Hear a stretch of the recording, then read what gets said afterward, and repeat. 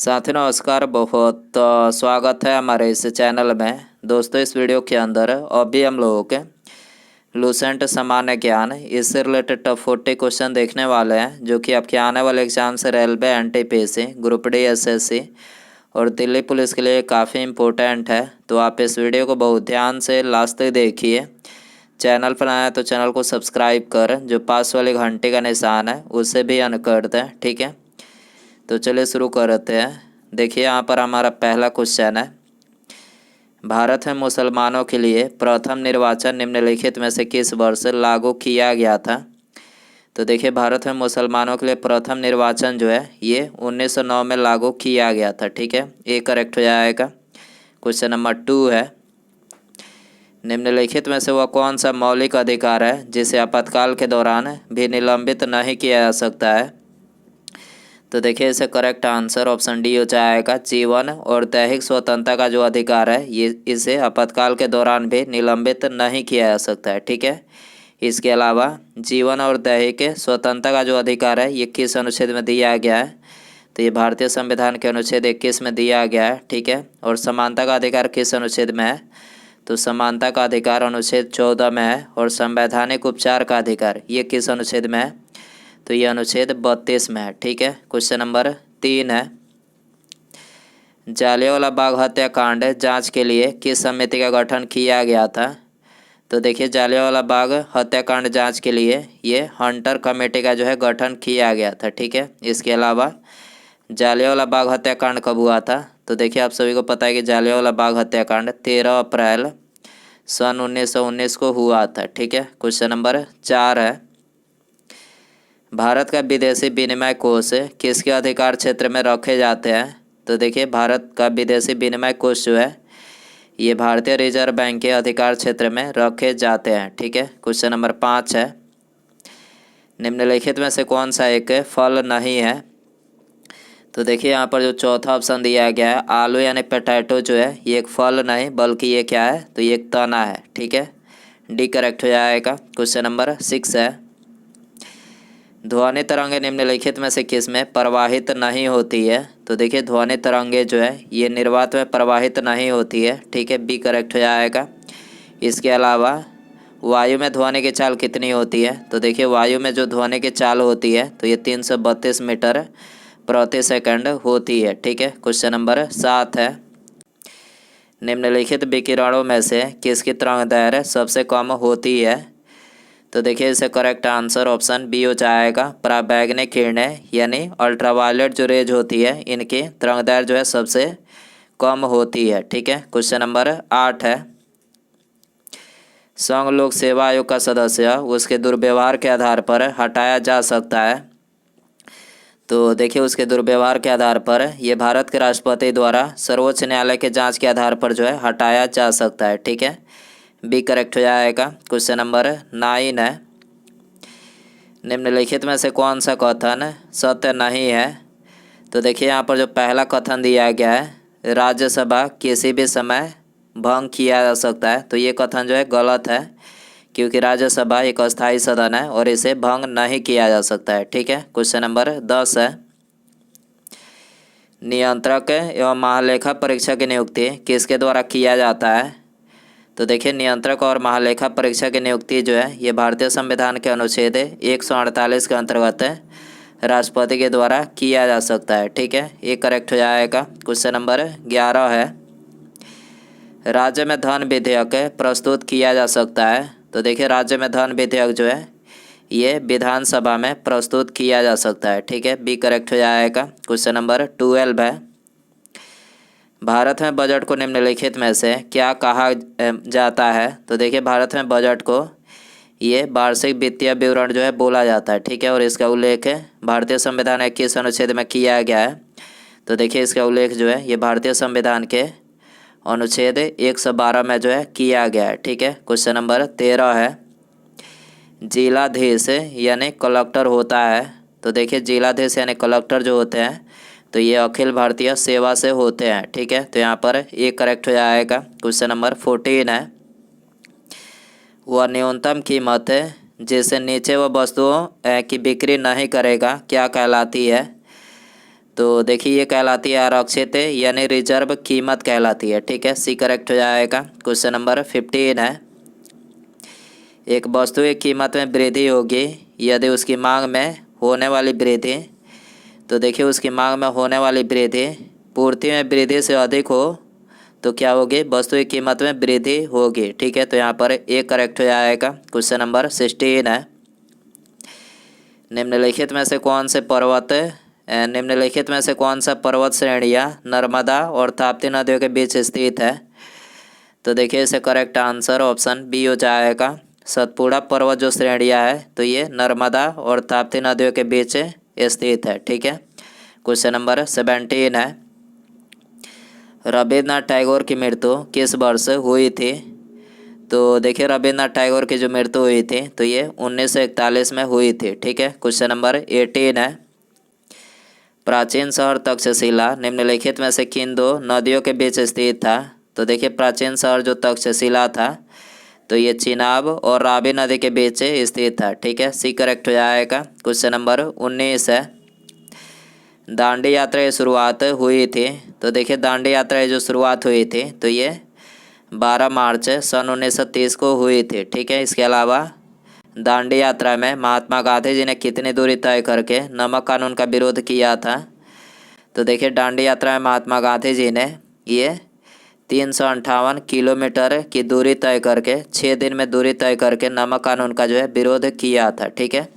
Question number 20 है, RBI के प्रथम भारतीय गवर्नर कौन थे। तो देखिए आरबीआई के जो प्रथम भारतीय गवर्नर थे तो ये थे सीडी देशमुख, ठीक है। ये करेक्ट हो जाएगा। क्वेश्चन नंबर 21 है, मानव शरीर की धीमी वृद्धि निम्नलिखित में से किसकी कमी के कारण होती है। तो देखिए मानव शरीर की जो धीमी वृद्धि होती है तो ये प्रोटीन की कमी के कारण होती है, ठीक है। क्वेश्चन नंबर 22 है, हमारे शरीर में रक्त दाब होता है। तो देखिए हमारे शरीर में जो रक्त दाब होता है तो ये वायुमंडलीय दाब के बराबर होता है, ठीक है। सी करेक्ट हो जाएगा। क्वेश्चन नंबर 23 है, कांग्रेस के 1929 के लाहौर अधिवेशन में कांग्रेस का लक्ष्य पूर्ण स्वराज्य किसके द्वारा घोषित किया गया था।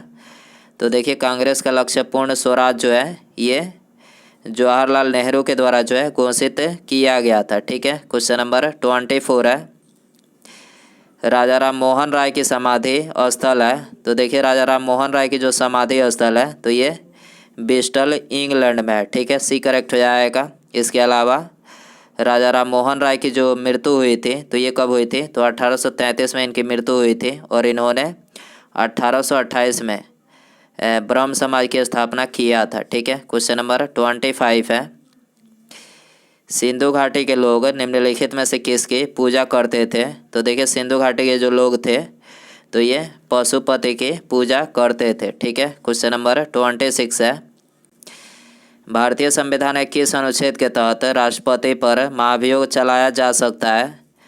तो देखिए भारतीय संविधान के अनुच्छेद 61 के अंतर्गत जो है ये राष्ट्रपति पर संसद के किसी भी सदन के द्वारा जो है चलाया जा सकता है, ठीक है। क्वेश्चन नंबर 27 है, मानव शरीर में विटामिन ए संचित रहता है। तो देखिए मानव शरीर में जो विटामिन ए होता है तो ये यकृत यानी लीवर में संचित रहता है, ठीक है। ये करेक्ट हो जाएगा। क्वेश्चन नंबर 28 है, सूची फर्स्ट को सूची सेकंड से सुमेलित करें। तो देखिए यहाँ पर एक तरफ बौद्ध तीर्थ स्थल दिया गया है और दूसरे तरफ बुद्ध के जीवन की घटनाएं दी गई है, ठीक है। तो आपको इसमें सुमेलित करना है। तो गया में बुद्ध की जीवन की कौन सी घटनाएं हुई थी। तो देखिए गया में बुद्ध को ज्ञान की प्राप्ति हुई थी, ठीक है। कुशीनगर में क्या हुआ था, तो कुशीनगर में बुद्ध का निर्माण हुआ था, ठीक है। लुम्बिनी में क्या हुआ था, तो लुम्बिनी के कपिल वस्तु में महात्मा बुद्ध का जन्म हुआ था, ठीक है। और सारनाथ में क्या हुआ था, तो सारनाथ में महात्मा बुद्ध ने अपना प्रथम उपदेश दिया था, ठीक है। क्वेश्चन नंबर 29 है, निम्नलिखित विदेशी यात्रियों के भारत आगमन का काल क्रमानुसार व्यवस्थित करें। तो यहाँ पर इसका करेक्ट आंसर हो जाएगा 2, 1, 3 और 4, ठीक है। तो यहाँ पर मार्को पोलो, उसके बाद इब्न बतूता आया था, वास्को डी गामा उसके बाद आया था, उसके बाद विल्सन हॉकिंस आया था, ठीक है। तो यहाँ पर भी करेक्ट हो जाएगा। क्वेश्चन नंबर 30 है, एक देश के सामान्य निवासियों और उसकी संपत्ति द्वारा उत्पादित सभी अंतिम वस्तुओं और सेवाओं का मूल्य कहलाता है, चाहे देश के बाहर या भीतर उत्पादन किया गया हो। तो ये क्या कहलाता है? तो देखिए ये कहलाता है सकल राष्ट्रीय आय। ठीक है, ये करेक्ट हो जाएगा। क्वेश्चन नंबर 31 है, भारत में राष्ट्रीय और प्रति व्यक्ति आय पर रिपोर्ट देने के लिए निम्नलिखित में से कौन जिम्मेदार है? तो देखिए इसे करेक्ट आंसर ऑप्शन डी हो जाएगा, सांख्यिकी और कार्यक्रम कार्यान्वयन मंत्रालय जो है इसके लिए जिम्मेदार है। ठीक है, डी करेक्ट हो जाएगा। क्वेश्चन नंबर 32 है, निम्नलिखित में से कौन सा एक अप्रत्यक्ष कर है? तो देखिए इसे करेक्ट आंसर ऑप्शन बी हो जाएगा, सीमा शुल्क जो है ये एक अप्रत्यक्ष कर है। ठीक है, क्वेश्चन नंबर 33 है, मुद्रास्फीति कम करने के लिए निम्नलिखित में से किन उपायों का उपयोग नहीं किया जा सकता है? तो देखिए मुद्रास्फीति कम करने के लिए ये रिजर्व रेपो दर में जो है वृद्धि नहीं किया जा सकता है। ठीक है, डी करेक्ट हो जाएगा। क्वेश्चन नंबर 34 है, निम्नलिखित 4 वेदों में से किस एक में जादुई माया और वशीकरण का वर्णन किया गया है? तो देखिए इसे करेक्ट आंसर ऑप्शन सी हो जाएगा, अथर्ववेद में जो है ये जादुई माया और वशीकरण का वर्णन जो है किया गया है। ठीक है, इसके अलावा सबसे प्राचीन वेद कौन सा है? तो ऋग्वेद जो है ये सबसे प्राचीन वेद है। ठीक है, क्वेश्चन नंबर 35 है, फतेहपुर सीकरी का इबादत खाना निम्नलिखित में से क्या था? तो देखिए फतेहपुर सीकरी का जो इबादत खाना था तो ये वह भवन था जिसमें विभिन्न धर्मों के विद्वान के साथ अकबर चर्चा करते थे। ठीक है, फतेहपुर सीकरी का इबादत खाना क्या था? तो ये वह भवन था जिसमें विभिन्न धर्मों के विद्वानों के साथ अकबर जो है चर्चा करते थे। ठीक है, इसके अलावा फतेहपुर सीकरी में इबादत खाना का निर्माण अकबर ने कब करवाया था? तो अकबर ने ये 1575 में करवाया था। ठीक है, क्वेश्चन नंबर 36 है, निम्नलिखित युग्मों में कौन सा युग्म सही सुमेलित है? तो देखिए यहाँ पर जो पहला कथन मतलब युग्म दिया गया है ये सुमेलित है। पेशवा को क्या बोला जाता है? तो ये प्रधानमंत्री जो है बोला जाता है। ठीक है, क्वेश्चन नंबर 37 है, निम्नलिखित युग्मों में से कौन सा एक सही सुमेलित नहीं है? तो देखिए यहाँ पर जो तीसरा युग्म दिया गया है ये जो है सही सुमेलित नहीं है, वर्नाकुलर प्रेस एक्ट है। तो ये सही सुमेलित नहीं है। ये किसके समय में भारत आया था? तो ये लॉर्ड लिटन के समय में 1878 में भारत आया था। ठीक है, और बाकी ये तीनों करेक्ट है। Pitt's India act Warren Hasting के समय में आया था। डॉक्ट्रिन ऑफ लैप्स ये डलहौजी के समय में आया था। और इल्बर्ट बिल ये रिपन के समय में आया था। ठीक है, क्वेश्चन नंबर 38 है, धन विधेयक के संबंध में निम्नलिखित में से कौन सा कथन असत्य है? तो देखिए यहाँ पर तीसरा जो कथन दिया गया है ये धन विधेयक के संबंध में असत्य है। भारतीय संविधान के अनुच्छेद 109 में धन विधेयक को परिभाषित किया गया है। तो ये कथन जो है बिल्कुल गलत है, क्योंकि धन विधेयक को ये भारतीय संविधान के अनुच्छेद 110 में परिभाषित किया गया है। ठीक है, क्वेश्चन नंबर 39 है, भारतीय संविधान में वर्णित मौलिक अधिकारों का स्वभाव यानी प्रकृति किस प्रकार का है?